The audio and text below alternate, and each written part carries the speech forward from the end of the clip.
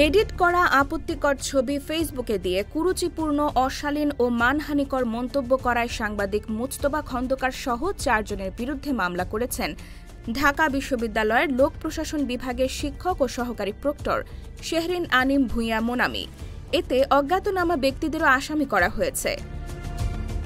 শাহবাগ থানার ভারপ্রাপ্ত কর্মকর্তা OC Mohammad Khalid Mansur the daily ক্যাম্পাসকে বিষয়টি নিশ্চিত করেছেন। তিনি বলেন, ঢাবি শিক্ষক শেহরিন আনিম ভূঁইয়া মোনামি একটি মামলা করেছেন। এ বিষয়ে পরবর্তী পদক্ষেপ নেওয়া হচ্ছে।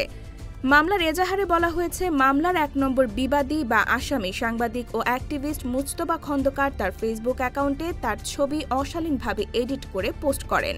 এতে ক্যাপশন দেন, ঢাকা বিশ্ববিদ্যালয়ের প্রফেসরিনী, পোশাকের স্বাধীনতায় পড়েছেন বিকিনি। বিবাদী পোস্টের স্ক্রিনশট ও আইডি লিঙ্কও যুক্ত করা হয়েছে। 2 নম্বর বিবাদী লেখক ও অ্যাক্টিভিস্ট মহিউদ্দিন মোহাম্মদ শেহরিন আনিম ভূঁইয়া মোনামিকে যৌন কল্পনার রসদ আখ্যা দিয়ে তার নিজের আইডিতে একটি ফটো কার্ড শেয়ার দেন। এছাড়াও সেখানে তাকে নিয়ে কুরুচিপূর্ণ, অশালীন ও মানহানিকর মন্তব্য করেন। 3 নম্বর বিবাদী ঢাকা কলেজের শিক্ষার্থী নীরব হোসেন ডেইলি ক্যাম্পাস নিউজ পোর্টালের একটি ফেসবুক পোস্টের কমেন্টে তাকে নিয়ে কুরুচিপূর্ণ মন্তব্য করেন। 4 নম্বর বিবাদী আশফাক হোসেন ইভান তার ফেসবুক পোস্টে এডিটেড অশালীন ছবি পোস্ট করেন। এজাহারে সবার ফেসবুক আইডি ও পোস্টের স্ক্রিনশট যুক্ত করা হয়েছে। এর পাশাপাশি অজ্ঞাতনামা আসামিরা তাদের বিভিন্ন ফেসবুক আইডি থেকে ক্রমাগত তার ছবি এডিট করে অশালীনভাবে পোস্ট করে তাকে নিয়ে কুরুচিপূর্ণ, অশালীন ও মানহানিকর মন্তব্য করছেন বলে তিনি অভিযোগ করেছেন।